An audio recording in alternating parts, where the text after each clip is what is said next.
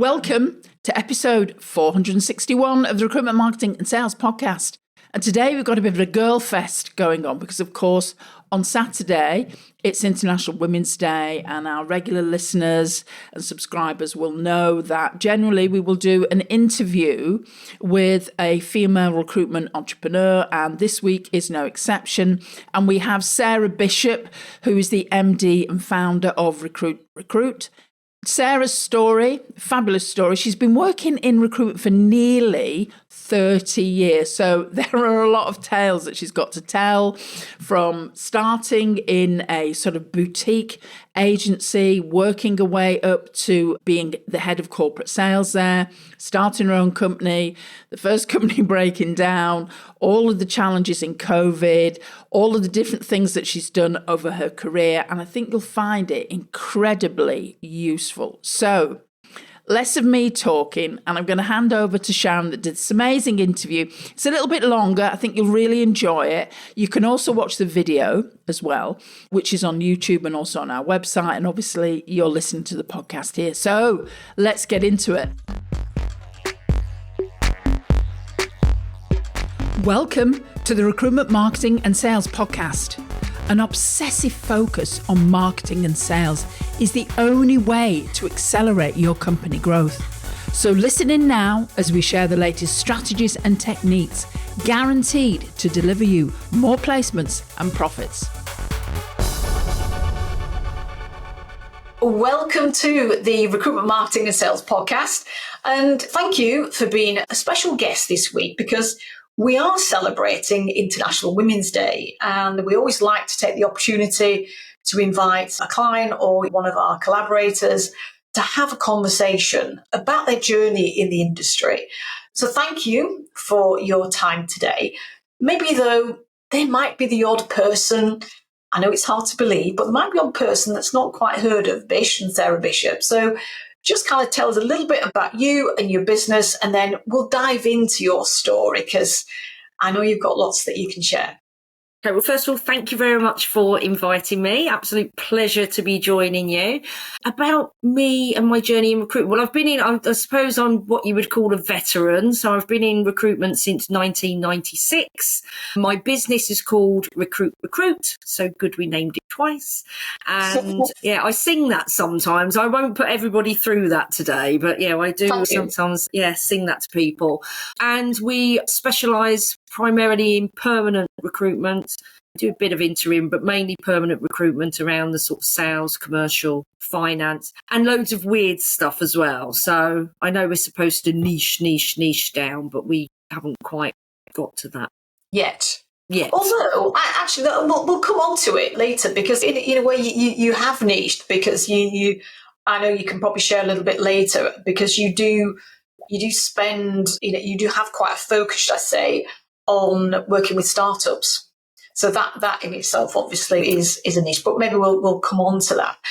But I guess for those listening, what inspired you in the first place? It's always something many people say, well, I just fell into recruitment. But how did you get into it? And then what inspired you to set up your own business?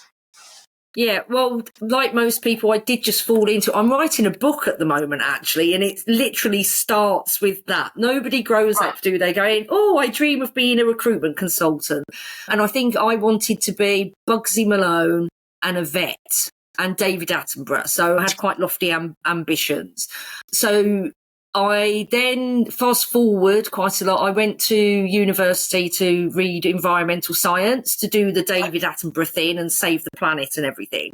And very quickly realised that I was way too loud and sweary to be David Attenborough. And by the time I graduated, I'd stacked up quite a bit of student debt. So I was one of the first years with student loans. Right. All of the jobs in kind of like the environment and sustainability then that weren't that many actually weren't very well paid. So all my lofty ideals just went out of the window, and I So all my lofty ideals went out of the window, and I thought, well, I'll just get a sales job. I'd had some sales experience in kind of Saturday jobs and holiday jobs previously. Yeah. And my dad had owned car yards when I was a kid. So I kind of grew up a little bit on a car yard. I was always a little bit of a petrol head. So I basically just hawked my CV around a load of the local car dealerships. I think I offered to work for free for a month to prove myself in a couple of them. And there was a Lex Rover dealership in Stourbridge, and they basically took me on, gave me a chance, and I sold cars for the best part of nearly 3 years. At the same time, a friend and housemate of mine had done pretty much the same thing. She did politics at university and then went, what good is this for anything? She went to a Ford dealership in like Walsall, and we both got really fed up of working weekends and being there like all the hours God sent and all of this stuff. And she fell into recruitment first, went to Brook Street, and then spent the next few months get into recruitment. It's a lot easier to sell secretaries than it is to sell cars. And that's kind of how it happens. So I started applying in earnest. I got job offers from Kelly's Recruitment, I think Adecco, if I think back, and Extra Personnel, which was quite a small local recruitment agency at the time, but was very entrepreneurial. It was growing quite quickly. So I started with Extra Personnel, which then became Extra Personnel and Single Resource and the Staffing Group. They grew amazingly well. They sold out to Job and Talent for quite a significant amount a couple of years ago. And I had 13 really great years with them, actually. So I went in as a trainee. And because they were growing so quickly, there was a lot of opportunity within it. So I kind of went through everything: desk manager, divisional manager, a national account manager. I think one of my favourite jobs, I didn't really have a title, but was basically get parachuted into a branch to sort out the shit manager. And then my final role with them was head of corporate sales in the public sector division, which I did for a few years. And that was great because I learned how to write tenders and get some really big stuff in. Yeah, so I'd been with them for 13 years, and I kind of got to the stage where I was like, I need something that's a bit more of a challenge, slightly different challenge. Right. Yeah. And there were also just a couple of things where, and I'm sure this probably wasn't the case, but my perception of it was that I cared more about our reputation than the people who own the business. Right. And like I say, I'm sure that wasn't actually true. But I was just I felt I was bashing my head against a brick wall with we did a lot of public sector work at that stage that I was responsible for. And it was very generalist agency. There were just certain things quality wise that I just felt I was banging my head against a brick wall. And it was largely our industrial desks who were like flying by the seat of their pants, cutting a few corners. I think the straw that broke the camel's back for me was, I'll never forget this. Years ago, we had this quite big contract with Tamworth Council. And one of the things that they kept complaining about was every Friday, they simply wanted a list, an email list, all the new names of all the new starters and the names of all the temps that had finished or been taken on perm. Do you think they could bloody get that right? Right. And I'm like, my name's on this contract. I've put together an agreed service levels, and I think it was, and it sounds so trivial now, all these years later, looking back. But I was just like, I can't do this. I spent months of grind getting this contract on, and you can't send a fucking email once a week. So that's kind of when I then went, well, if I go elsewhere, it will kind of be same shit, different logo. Yeah. My biggest issue was actually from an integrity point of view, my own personal integrity. I didn't see how I could, with all good conscience, go out to clients and other people saying, right, Extra Personnel are the best thing since sliced bread for 13 years, and then go, oh no, well, actually, now you need to use whoever I'd gone to, and I just couldn't see how that would sit well with me. So, so I was just like, do you know what? If I'm going to sit bitching about it being done properly, I might as well just do it myself. Yeah. And that's what happened. 2009, I finally bit the bullet. Okay, so that's like 16 years this year then. Yeah, and do you know what? I'd incorporated a company like 4 or 5 years before. So I'd been thinking about going, but then never did anything about it. And then I got to that point, several years later. So, thinking then about, let's say, what were some of the things that I guess you learned and you took from your experience, though, of those 13 years that you brought into your business? Because there would have been a lot of good things. So I guess what were some of the big lessons that you thought that's going to work in my business? And then I'll ask the next question, because there's lots of learnings when you set up a business as well, aren't there?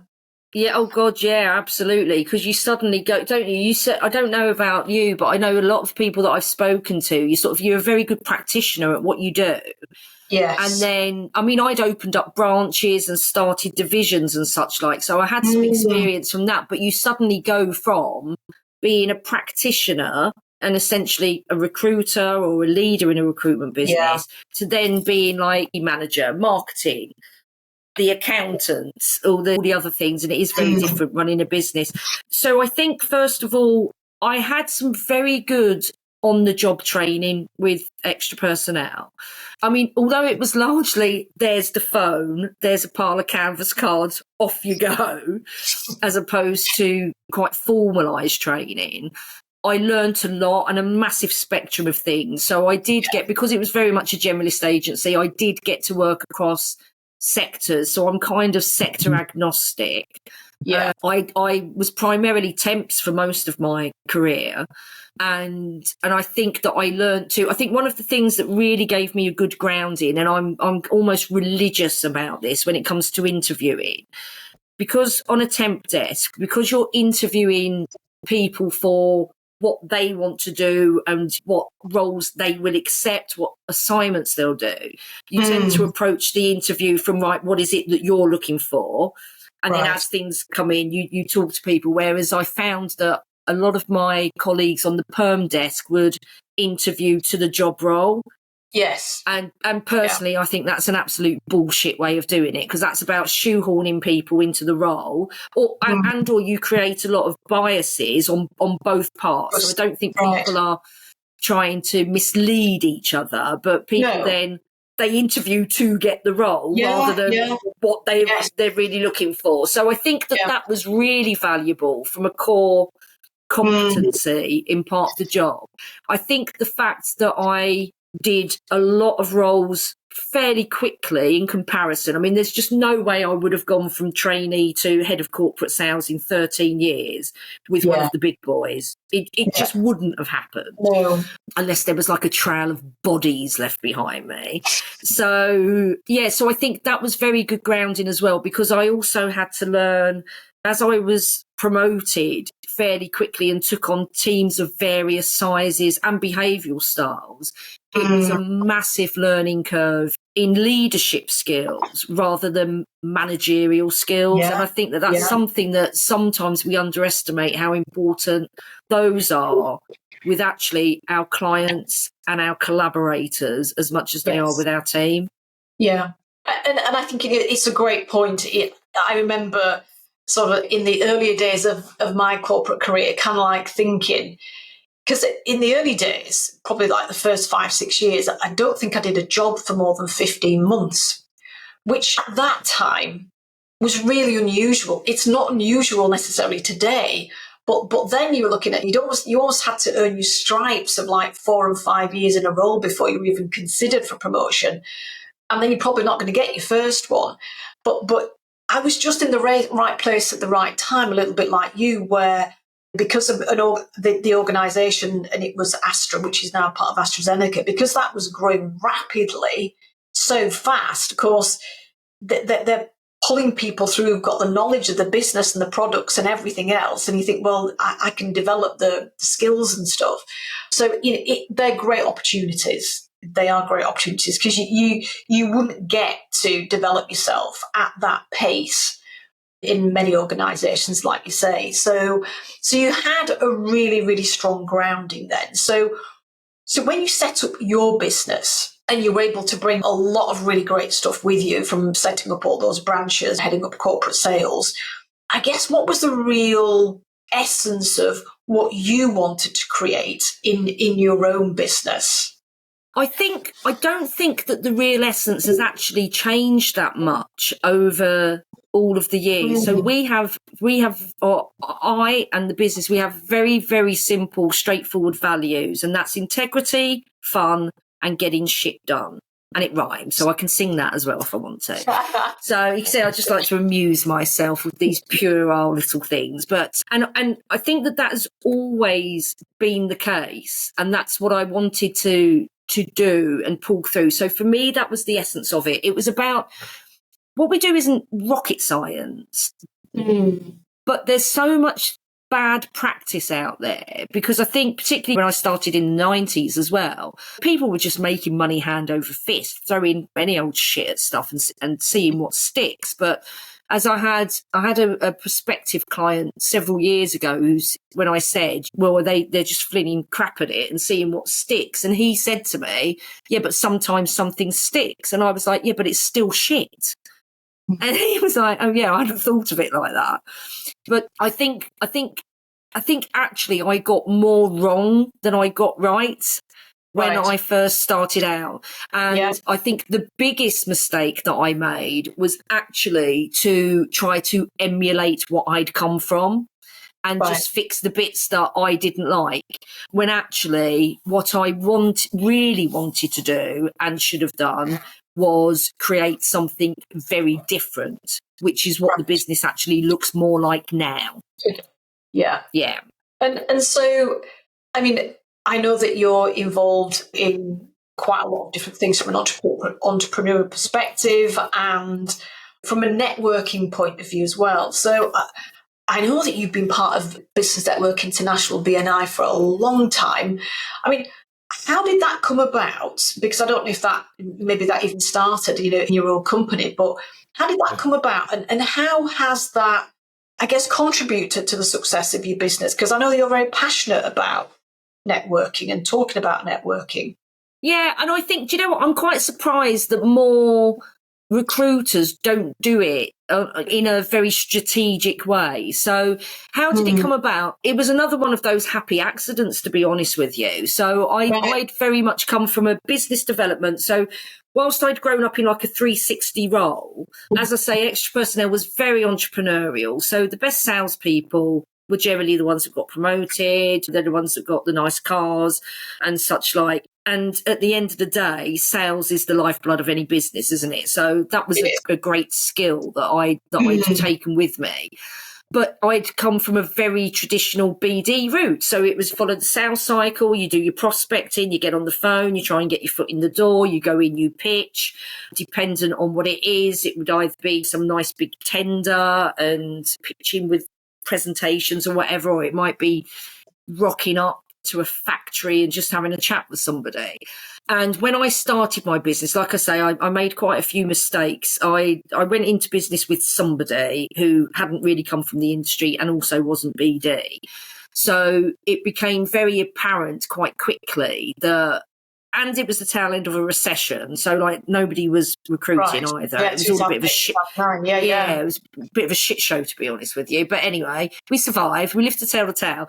But it became very apparent very quickly that there was no way on this earth, no matter how much I did, it was going to be very, very difficult for me to bring in enough to sustain 2 salaries. Right. So it was all quite grim, to be honest with you, at the beginning. However, like I say, we did survive, but networking seemed to be the word on everyone's lips. It seemed to be the thing that everybody did. And my experience of networking whilst I was at Extra Personnel was that every so often we'd rock up to the Chamber of Commerce events, ram our business cards down people's throats, eat biscuits, drink a bit of coffee, and then wander back to the branch. And that kind of was mostly it, really. Yeah.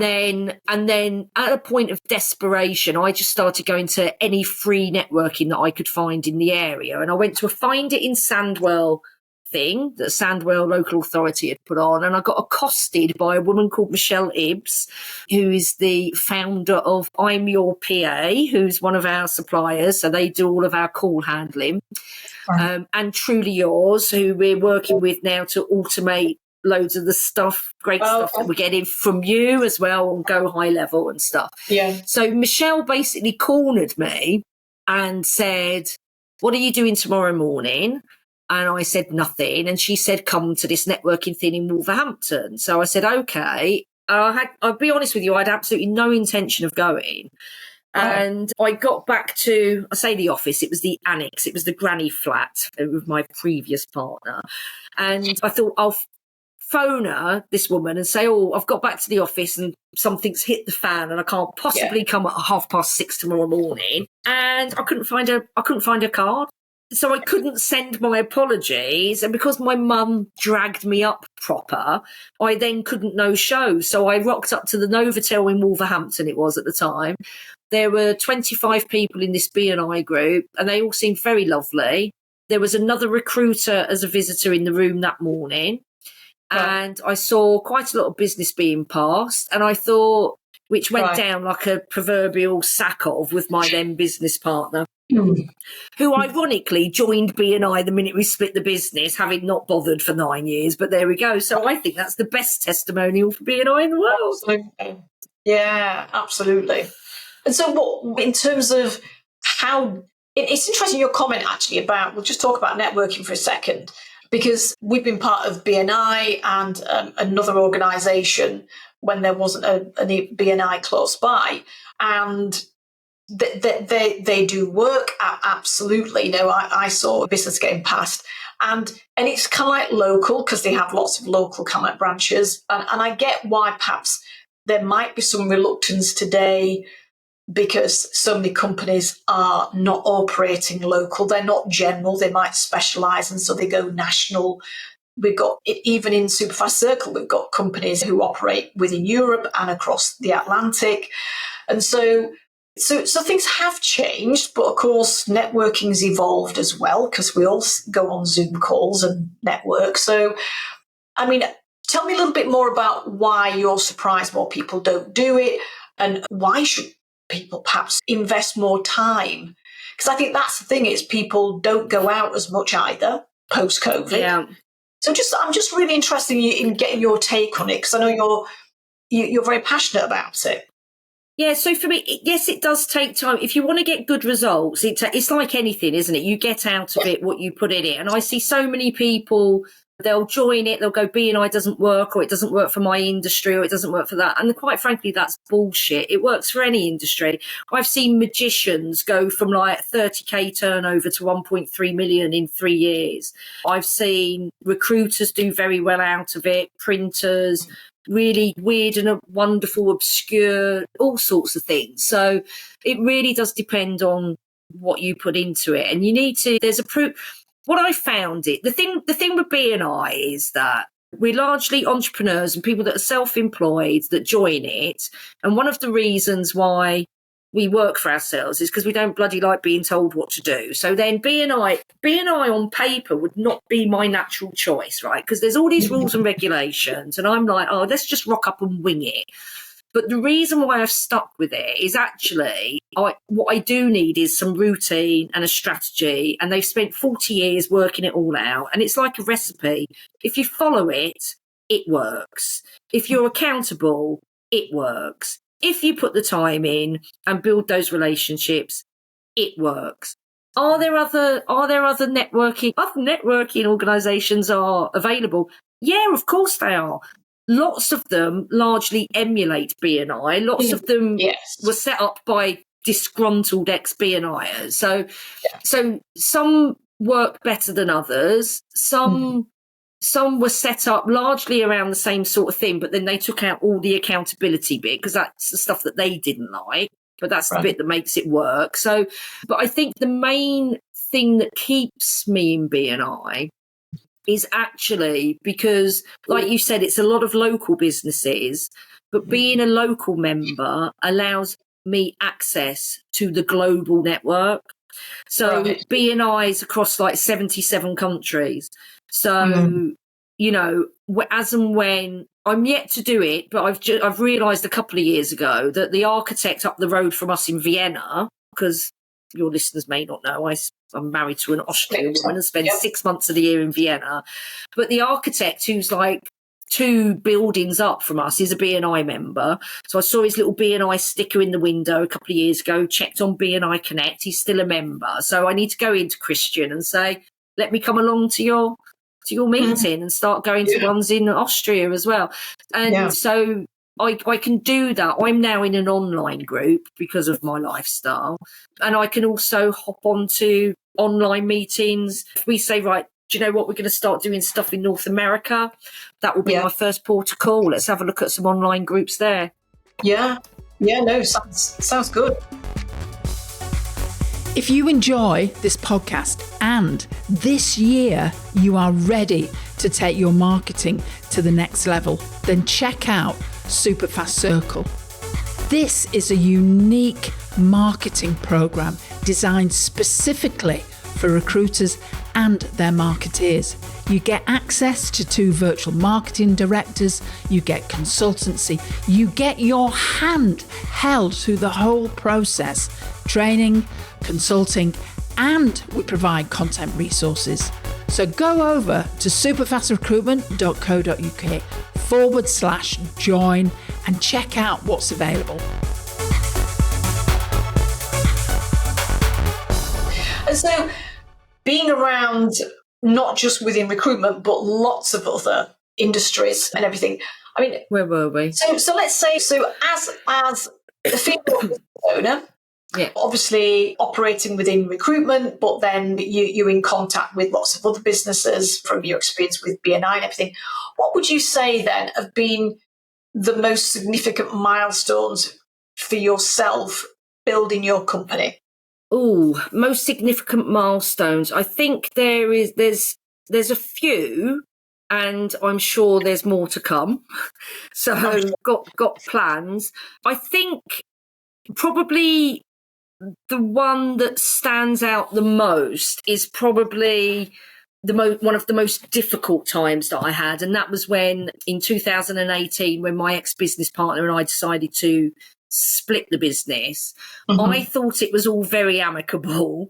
Turns out it wasn't. So I won't go into too much detail with that, but that left me in a very difficult position, a big HMRC debt that I wasn't aware of, and various other things, which basically I had a nervous breakdown. I was not in a good place. I nearly lost my house. It was just awful. So I won't give you the whole sob story. And then just as I was like, right, come on, you need to get yourself out of this funk because this isn't doing anybody any good. And just kind of started getting a few things back together, relaunched our advertising packages side of the business because I needed to just get some revenue in quickly and such like. My ex-business partner then tried to sue me. I think her solicitor found out or realised very quickly that a lot of these allegations were spurious. It all got thrown. It never went to court. It all disappeared when I just wrote a letter back.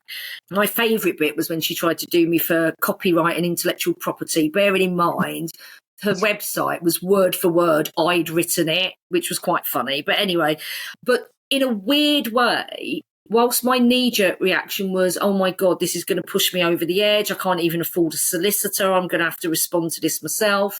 It also was probably the best thing in the world she could have done because there is absolutely no way I'm allowing you to do this to me. And I just started getting back on top of it, getting a few bits and pieces in, seeing a light at the end of the tunnel, and then COVID hit. Good old COVID. And it was like, but I'm pretty tough. I'm pretty resilient. So because I've kind of got myself into this headspace, I was like, right, there will be a way. There's going to be something. There's always going to be an industry or something that is still going to do okay. We just need to pivot, as everybody was saying at the time, weren't they?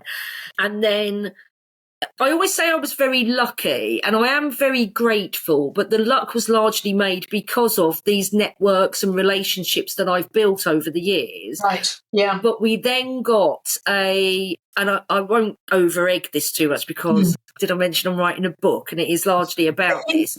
Yeah. But right. we got involved with a startup business that was doing COVID testing for the film and media industry. Right. And in short, we helped them go from 0 to 30 million turnover in 21 months. Wow. And we placed over 220 people with them. We put an HR team in, finance team, science team, IT, literally you name it, we recruited at all levels.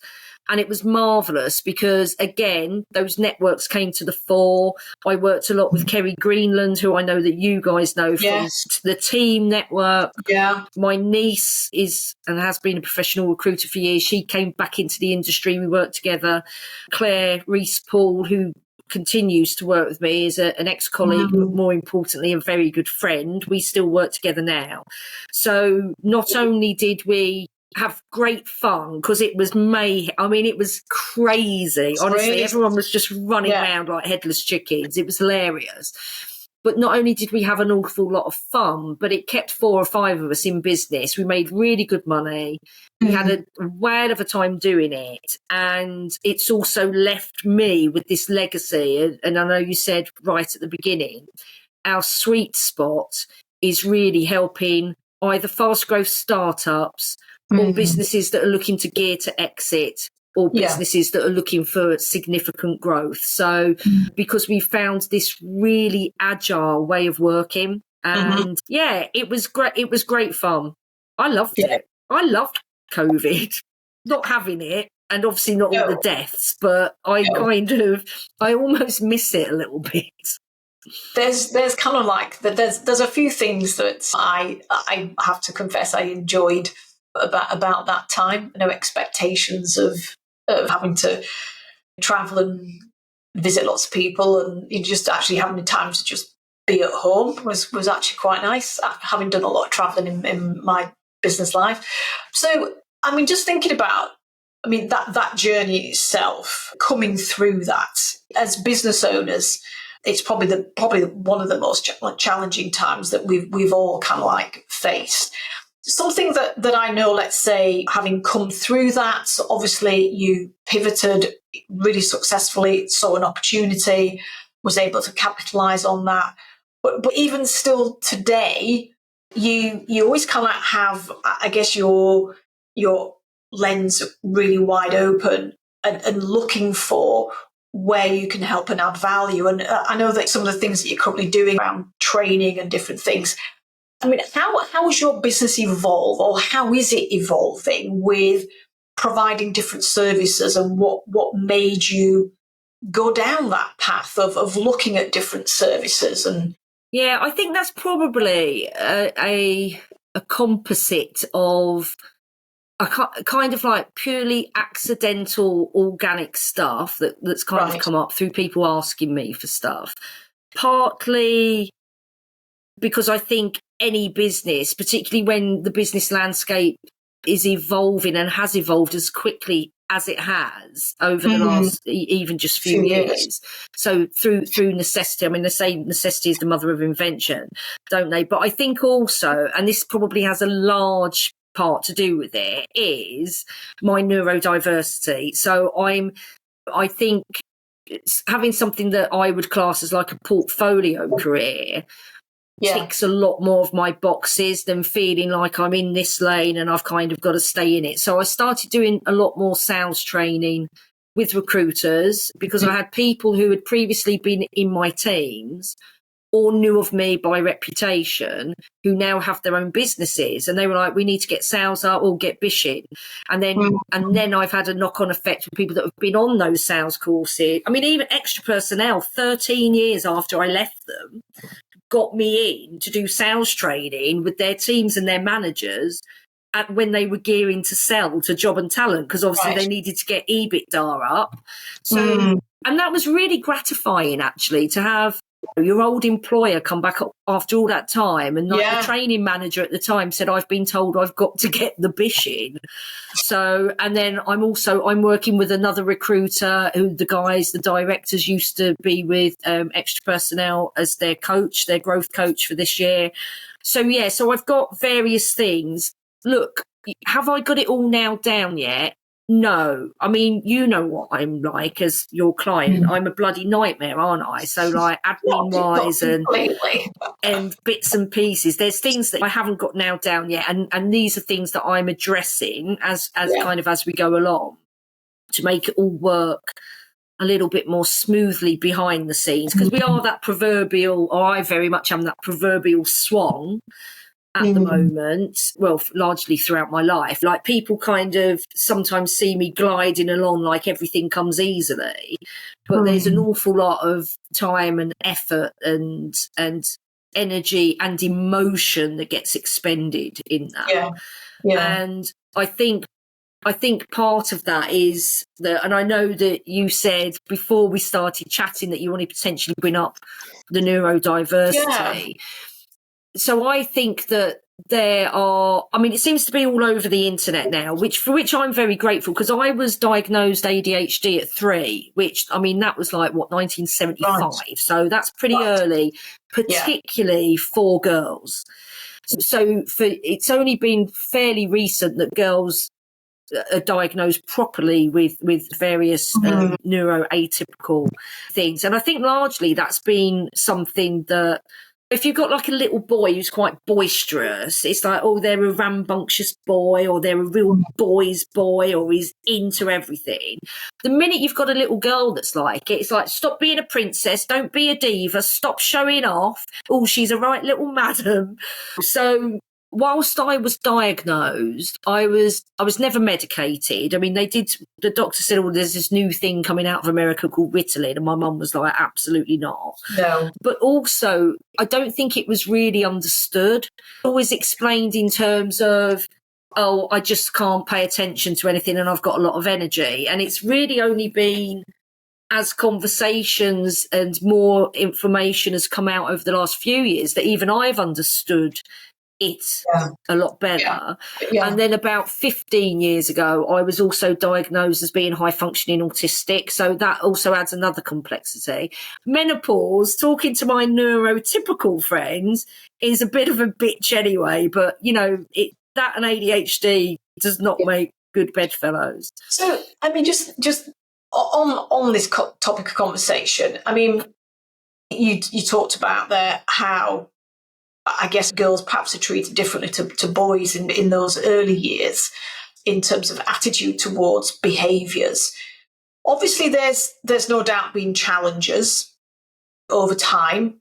How have you been able to, I guess, turn those challenges into positives for you, not just as a business owner, but perhaps even as a woman in business and as a female leader? Because sometimes there are things that we have to navigate just because we are women. Yeah, I mean, I think from the female perspective, in some respects, I actually think as a gay woman, and weirdly, I've had it easier than a lot of my other female friends and colleagues. Right. And I do think that largely that has stemmed from the guys kind of seeing me as one of the boys. Right. And I think that that's been partly like, I've never been like a sexual threat or potential target because it's like, no, go boys, not interested. But also, I mean, whether gay, straight, asexual or whatever, I would never have had kids. And I think that is something else that's also probably stood me in good stead. And it shouldn't be that way, but I do think that is the way. Yeah, I've never been off for maternities. I've never. So if you look at a lot of the Scandinavian countries, when things like the paternity allowances and such like are all much more level, then the pay parity is up there. They haven't got as big an inequality gap in terms of career and promotions and such like, and that kind of says it all. So I think I'm probably not the best female entrepreneur to speak to, because I think some of my circumstance in life has made it a bit and I never thought I'd be sitting here as a gay woman saying, actually, being a childless gay woman has actually made it easier for me in my career, but it has. And okay, so because like you never kind of wanted a family, and so that there are things that we've not had to face that other women do. But it's interesting, isn't it, that actually you can sit there and say, look, as a gay kind of like female, I've not had to deal with things that other women have, but that still acknowledges that you've seen other friends who have got families but have still wanted to build careers and be leaders as women. So, and of course, just sharing your experience living in you're living in Vienna, but the experiencing more of the Scandinavian experience as well. Things. There are challenges in the UK if you want to be a mum and have a successful career and probably be the lead person running a home often as well. Not always, but often. So it's still not easy. Thinking though, from your experience of having your 13 years with your initial company, building your own company, going through some real challenges, a business partnership breaking up, the emotional roller coaster will fall out of that, COVID just as you're getting back on your feet, etc., and obviously your journey's not finished yet. But when you think about everything that you've experienced, what you've learned, and you see younger women coming into the industry wanting to build careers, I mean, the market's different today. Technology is moving at a rapid pace. What message would you share to help young women navigate the journey that's ahead of them? Because it's probably going to be slightly different to the journey that we've had. Yeah, absolutely. I think looking back, as I've got older, I think a lot of it actually comes down to confidence. And I think that we sometimes don't give as much credence as we should do to the mindset stuff, because if there's so many women that I look at that I've worked with, and I know that if they'd shown up in the workplace with the confidence of a mediocre white man, they would have done a lot better than they did. And I'm not anti-man, and but literally when you do look, there is a certain kind of confidence and bravado that a lot of guys are very good at putting out there. And quite often that level of confidence actually isn't bloody merited. But everybody, including the individual, then starts to believe their own hype. And if competent women, I think, just showed up with the confidence in their competence, that a lot of guys, whether competent or not, do, then they would probably get on. So I think it's partly, my advice would probably be hone your skills. And for me, I would always say, I don't think this is just a recruitment thing. The most valuable skills you can ever have is that relationship building and those people skills.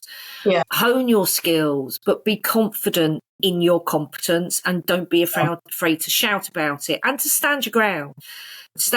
I mean, there's been so many studies and things where they look at even something as simple as meetings, whether it be in corporate or smaller businesses, and the proportion of time spent with the guys holding the conversation is massively disproportionate to the amount of women in there.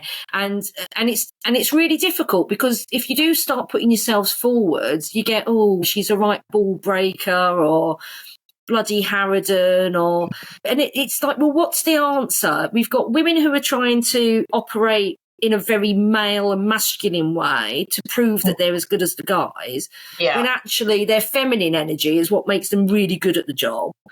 And you're damned if you do, damned if you don't, aren't you? So, so it's like you either get, oh, she's too airy-fairy or this, that, and the other. Guys just never get that. No. Yeah, guys never get that. So if somebody acts in the same way as a ball breaker, a female ball breaker, they're the sort of people that they go, oh yeah, he knows his own mind and he gets stuff done. And it's like then the language just completely changes. If a woman acts in a carbon copy way, and it's just like, come on everyone, give your head a wobble. Yeah. And it's interesting. I think with I've seen this, let's say, in the corporate world as a leadership coach and trainer for many years, and even doing what we're doing now from a marketing point of view, that there are people that perhaps that are more visible, but yet actually your experience of them compared to somebody else who is not as visible, but actually their authority, their expertise, their knowledge, their service delivery actually is far greater than this individual. But this individual is much better at communicating and getting themselves out. So I think coming back to your point about being confident, but then having that confidence to actually put yourself out there, be more visible, which very much, if I can think of clients of ours, of both men and women, who are so flipping good at what they do, and yet do lack that confidence to actually get on a video and put themselves out there on LinkedIn or do a personal branding post. But, that whole visibility piece, it's absolutely key, because unless you're visible, you can't actually start to build and nurture new relationships online or offline, can you? So, but I think you make some really, really valid points in terms of the language that we use when that judgment kicks in. Yeah. And so in summary then, build your knowledge, build your expertise, be confident. I guess the mindset piece, I know we've not talked lots about that, but I think it's increasingly important for people, because if you can bring that confidence and bring it out, step out and be visible, then you put yourself in a much, much stronger position. So listen, I know we could probably both carry on chatting, but really appreciate you taking some time to talk with us today. Is there anything maybe that I've not asked you that's a bit of advice that you'd like to share, just as like a final comment?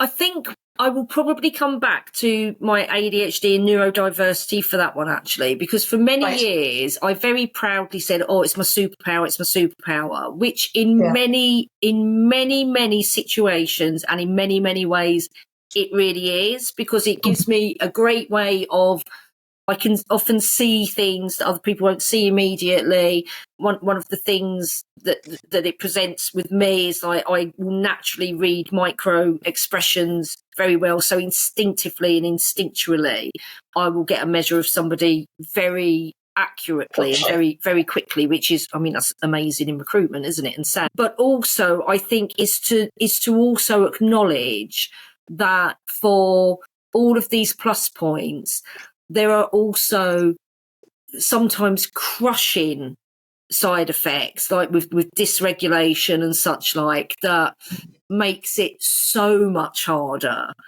to do certain things than it does for a neurotypical person. So to not beat yourself up about that as well, because it's exhausting. Like the masking. Yeah. Most people who know me go, oh, that bloody weirdo Bish, or you know where you stand with Bish, because I'm a bit of a blurter, I'm an oversharer.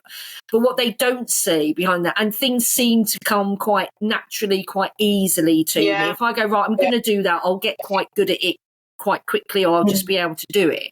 But people don't see all the self-doubt and the anxiety and all the stuff behind it that can make it very, very difficult. Yeah. So just be aware of that and try to be a bit kinder to yourself, really, instead of beating yourself up for just being this weirdo that can't manage to put something back where it should be. Yeah. Well, listen, it's been absolutely great talking to you. Thanks so much once again. And we will catch up soon and talk more marketing. Absolutely. Yeah, look forward to it. Thanks for having me. You're welcome. Cheers, Bish. Cheers.